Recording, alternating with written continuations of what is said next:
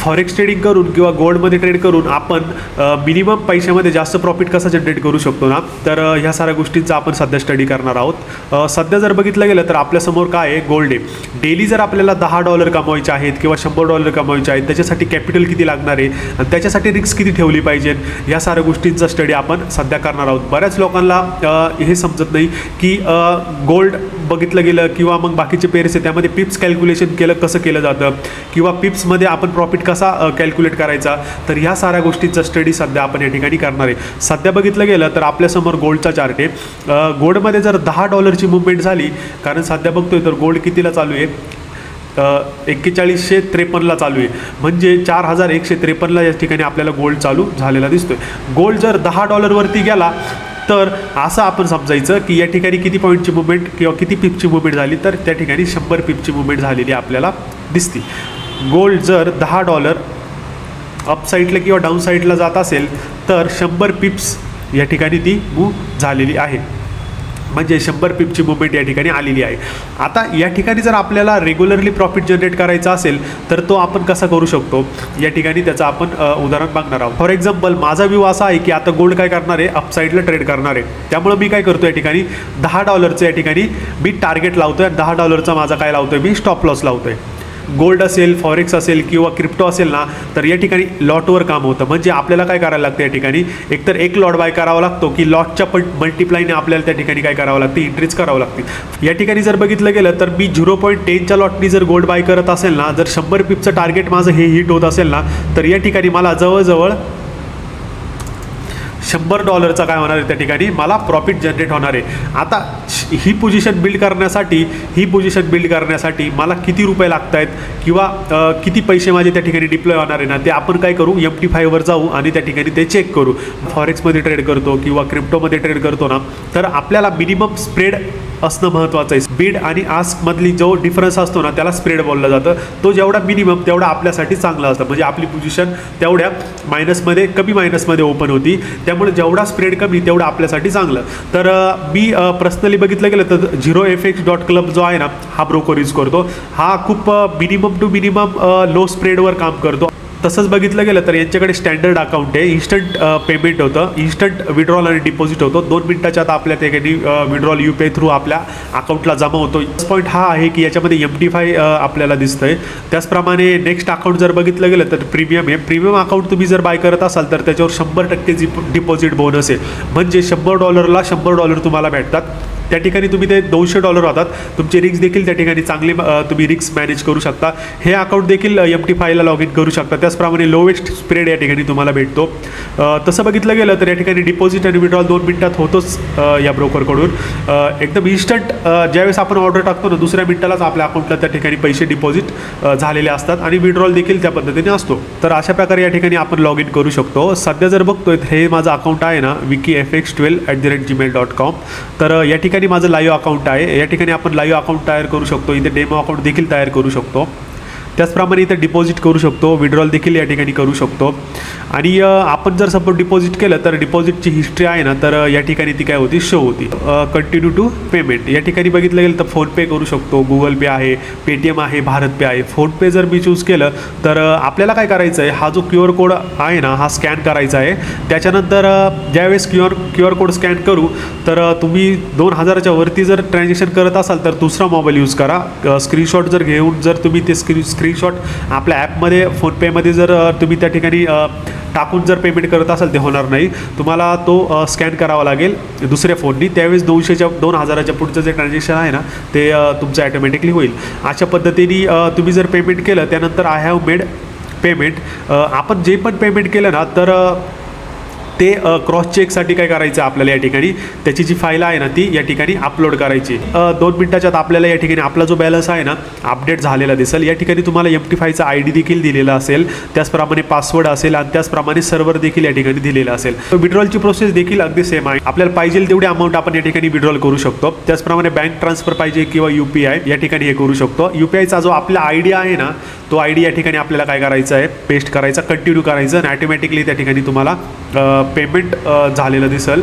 तर माझा हा जो MT5चा आयडिया आहे ना, याच्यावर आपण काय करू, शिफ्ट होऊ. म्हणजे मोबाईलवर आपण सध्या काय करू, आपली स्क्रीन ट्रान्सफर करू, साईज कशी मॅनेज करायची, टार्गेट स्टॉप लॉस कसे ठेवायचे, या साऱ्या गोष्टी आपण त्या ठिकाणी आता काय करणार आहोत, बघणार आहोत. सध्या बघतोय तर आपल्यासमोर MT5चा अकाउंट आहे. या ठिकाणी इग्नोर माय फेस. तर या ठिकाणी माझी एक पोझिशन रनिंग आहे. या ठिकाणी जर बघितलं गेलं तर 0.10नी मी ही पोझिशन बिल्ड केलेली. सध्या $24 आसपास आपला प्रॉफिट रनिंग आहे. याच्या जर स्क्रीनवर आपण आलो चार्टवर, तर या ठिकाणी आपल्याला क्लिअरली दिसतंय ज्यावेळेस मी ह्या मिडल पॉईंटला क्लिक करतोय माझ्या पोझिशनवर, तर या ठिकाणी दिसतंय की 41.51ला मी ही पोझिशन काय केली होती, बिल्ड केली होती फॉर एक्झाम्पल ह्या लेवलला. आणि गोल्डमध्ये टार्गेट मी $10 या ठिकाणी ठेवलं होतं. $10 टार्गेट ठेवलं होतं.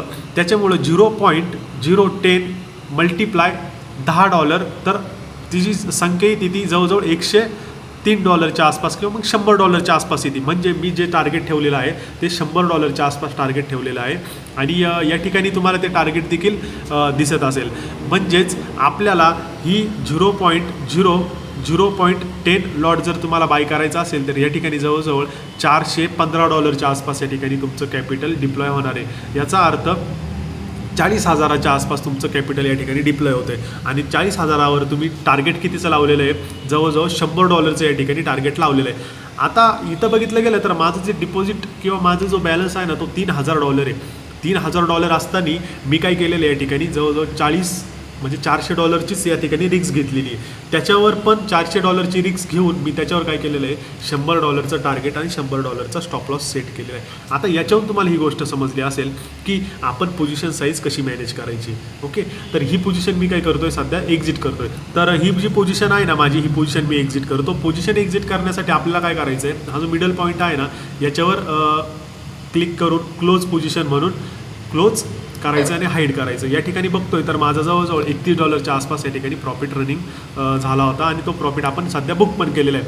आता असं गृहीत धरू आपण की माझ्याकडे अकाउंटला फक्त किती आहे, जवळजवळ $40,000 आहे. म्हणजे असं लमसम पकडू की $400 आहे. तर मला रिस्क कशी मॅनेज करायची ते या ठिकाणी बघू. आता $400 असताना मला 1,000 किंवा $4,000 जर प्रॉफिट करायचं असेल तर आपल्याला या ठिकाणी काय करावं लागणार आहे, 0.01च्या लॉटने या ठिकाणी पोझिशन बिल्ड करावं लागणार आहे. ओके, तर ज्यावेळेस आपण 0.1च्या लॉटने पोझिशन बिल्ड करतो त्यावेळेस आपण 100 पिप्सचं या ठिकाणी स्टॉप लॉस लावतो. 100 पिप्स म्हणजे तुम्हाला माहिती आहे माझी जी एंट्री झालेली आहे ती कितीने झालेली आहे, 41.57 झालेली. 41.57 एंट्री झाली म्हणजे मला 41.47 ओके 41.47 म्हणजेच याचा अर्थ मला काय करायचं या ठिकाणी, जवळजवळ 100 पिप्सचं या ठिकाणी स्टॉप लॉस लावायचा आणि 100 पिप्सचं टार्गेट लावायचं. 100 पिप्स म्हणजे किती होतात, 41.67 अशा पद्धतीने. आता ही पोझिशन बिल्ड करण्यासाठी मला जवळजवळ $41च या ठिकाणी माझं काय झालेलं आहे, कॅपिटल डिप्लॉय झालेलं आहे. तुम्ही या ठिकाणी क्लिअरली बघू शकता $41 माझं टार्गेट माझं कॅपिटल डिप्लॉय झालेलं आहे. आणि मी टार्गेट किती लावलेलं आहे, $10चं टार्गेट लावलेलं आहे. $10ला टार्गेट आणि $10ला स्टॉप लॉस. म्हणजे आपण नीट पोझिशन साईज या ठिकाणी मॅनेज करू शकतो. आता ही पोझिशन कधी मॅनेज करायची, ज्यावेळेस आपल्या अकाउंटला $400चं डिपॉझिट असेल. म्हणजेच आपल्या अकाउंटला $400 ज्यावेळेस असतील त्यावेळेस आपण काय करणार आहे, या ठिकाणी अशा पद्धतीने 0.01च्या लॉटने आपण या ठिकाणी पोझिशन बिल्ड करणार आहे. तर ज्यावेळेस 100 पिप्स अपसाईडला मुवमेंट होईल त्यावेळेस आपलं $10चं टार्गेट हिट होईल. त्याचप्रमाणे 100 पिप्सचं डाऊन साईडला टार्गेट हिट होईल त्यावेळेस आपलं $10चं टार्गेट हिट झालेलं आपल्याला दिसेल. अशा पद्धतीने आपण काय करायची, या ठिकाणी पोझिशन मॅनेज करायची. ओके, आय होप की तुम्हाला MT5मध्ये समजले असेल. जरी नसेल समजलं तर आपण काय करू, चार्टवर परत एकदा समजून घेऊ. आता या ठिकाणी ही कन्सेप्ट मी तुम्हाला क्लिअर करून सांगितलेली. ज्यावेळेस गोल्ड $10 मूव्ह करतो कुठल्याही साईडला, तर त्यावेळेस असं बोलायचं की 100 पिपची या ठिकाणी मुवमेंट झालेली आहे. म्हणजे $10 इज इक्वल टू ज्यावेळेस ही प्राईस $10नी चेंज होईल त्यावेळेस 100 पिप्स चेंज झालेले आहे असं आपण या ठिकाणी गृहीत धरायचं. आता पोझिशन साईज या ठिकाणी कशी मॅनेज करायची, फॉर एक्झाम्पल मी या ठिकाणी एंट्री केली. आता माझी अकाउंट साईज जर बघितली गेली तर अकाउंट साईज किती, माझी ₹40,000 अकाउंट साईज आहे.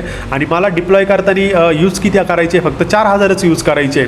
ओके, ज्यावेळेस मी $4,000 हे यूज करतो त्यावेळेस माझे जवळजवळ असं पकडू की $40च्या आसपास या ठिकाणी माझं कॅपिटल डिप्लॉय झालेलं आहे. तर मला याचं टार्गेट बघितलं गेलं तर मला ज्यावेळेस 100 पिपची मुवमेंट होईल 100 पिपची ज्यावेळेस मुवमेंट होईल त्यावेळेस मला किती पाहिजे माझ्या अकाउंटला, मला फक्त $10चाच प्रॉफिट झालेला पाहिजे नाही. ओके, $10च मी या ठिकाणी स्टॉप लॉस बेअर करू शकतो. त्यावेळेस आपल्याला काय करावं लागणार आहे, 0.01 लॉटने आपल्याला या ठिकाणी गोल्डमध्ये ती पोझिशन बिल्ड करावं लागणार आहे. म्हणजेच आपलं कॅपिटल हे ₹4000 डिप्लॉय झालेलं आहे. ज्यावेळेस 100 पिपची मुवमेंट होईल म्हणजे रिअलमध्ये गोल्ड ज्यावेळेस $10वरती जाईल त्यावेळेस 0.01 लॉटने आपल्याला $10चा या ठिकाणी प्रॉफिट झालेला दिसेल. इन केस जर डाऊन साईडला आलं तर $10चा आपण या ठिकाणी स्टॉप लॉस देखील घेऊ शकतो, स्टॉप लॉस देखील सेट करू शकतो. अशा पद्धतीने आपल्याला पोझिशन साईज मॅनेज करायची आहे. आता एखादा मोठा प्लेयर असतो, एखादा बोलू शकतो की मला $100 या ठिकाणी टार्गेट ठेवायचं आहे, ह्या सेम 100 पिप्सला मला $100चं टार्गेट भेटलं पाहिजे.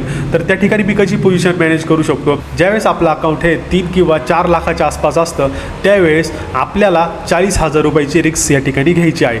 ज्यावेळेस ₹40,000 आपण रिस्क घेऊ त्यावेळेस 0.10च्या लॉटने आपल्याला या ठिकाणी काय करावं लागणार आहे, गोल्डमध्ये एंट्री करावं लागणार आहे. फॉर एक्झाम्पल मी जर 0.10च्या लॉटने या ठिकाणी एंट्री केली, ज्यावेळेस 100 पिप्स मुवमेंट करेल म्हणजेच गोल्डमध्ये $10 अपसाईडला जाईल त्यावेळेस माझं काय होणार आहे, या ठिकाणी $100चं या ठिकाणी माझं टार्गेट हिट होणार आहे. त्याचप्रमाणे गोल्ड जर डाऊन साईडला आला तर $100चं या ठिकाणी माझं काय होणार आहे, स्टॉप लॉस हिट होणार आहे. अशा पद्धतीने जर आपल्याला $100चं टार्गेट ठेवायचं असेल तर आपल्याला 0.10च्या लॉटनी या ठिकाणी आपल्याला एंट्री करावं लागणार आहे. त्याचप्रमाणे आपल्याला $40,000चं मिनिमम कॅपिटल या ठिकाणी काय करावं लागणार आहे, डिप्लॉय करावं लागणार आहे. आपली अकाउंट साईज जर 3 किंवा 4 लाख असेल तर आपण अशा पद्धतीने पोझिशन मॅनेज केली तर कुठल्याही प्रकारे लॉस होत नाही. आपण चांगल्या पद्धतीने स्ट्रॅटेजी देखील मॅनेज करू शकतो, चांगल्या प्रकारे प्रॉफिट देखील मॅनेज करू शकतो. आय होप की तुम्हाला ही गोष्ट समजली असेल.